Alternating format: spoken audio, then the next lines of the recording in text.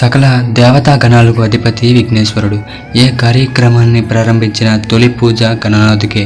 ఆయన అనుగ్రహం పొందితే అన్ని కార్యములు జరుగుతాయని సాక్షాత్తు విధాత సైతం సృష్టి ప్రారంభానికి ముందు గణపతిని పూజించినట్లు ఋగ్వేదం చెప్తుంది.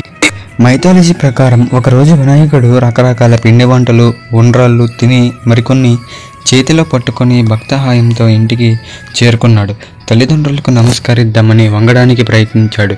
కానీ పొట్ట బిగ్గరగా ఉండటం వల్ల వంగలేక అవస్థలు పడడంతో పాటు పొట్ట పగిలి కుడుములు అన్నీ బయటికి వచ్చాయి. శివుడి తల మీద ఉన్న చంద్రుడు అది చూసి పకపక నవ్వాడు. దీంతో ఆగ్రహించిన పార్వతీదేవి చంద్రుడిని శపించింది. ఎవరైతే చంద్రుడిని చూస్తారో వాళ్ళు నిలపనిందలు పడవలసి వస్తుందని చెప్పించగా దేవతల విషయం తెలిసి వేడుకొనగా భాద్రపద చతుర్థి రోజు వినాయకుడిని పూజించి అక్షతలను ధరించిన తరువాత చంద్రుడిని చూడొచ్చని సెలవిచ్చింది. దృక్పంచాంగం ప్రకారం గణేష్ చతుర్థి రోజున పొరపాటున చంద్రుని చూస్తే నీలపనిందల నుంచి బయటపడేందుకు ఒక మంత్రం ఉంది. దాన్ని స్క్రీన్ పైన ఇస్తేనే చూడండి. అయితే వినాయక చవితి రోజు చంద్రుడిని చూడకూడదా? ఎందుకు? చూస్తే ఏమవుతుంది?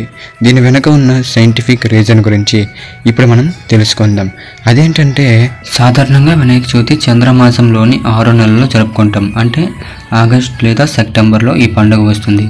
అయితే భాద్రపద శుద్ధ చవితి ముందు రోజు మరునాడు కూడా చంద్రుడిని చూడరాదు. 4వ రోజున చవితిని వృద్ధి చెందుతున్న చంద్రకాలంగా పేర్కొంటారు. అదే సమయంలో సూర్యుడు, భూమి, చంద్రుడు వేరు వేరు కోణాల్లో ఉంటాయి. ఈ సమయంలో భూమిపై పడిన చంద్రకాంతి ప్రతికూల ప్రభావం చూపుతుంది.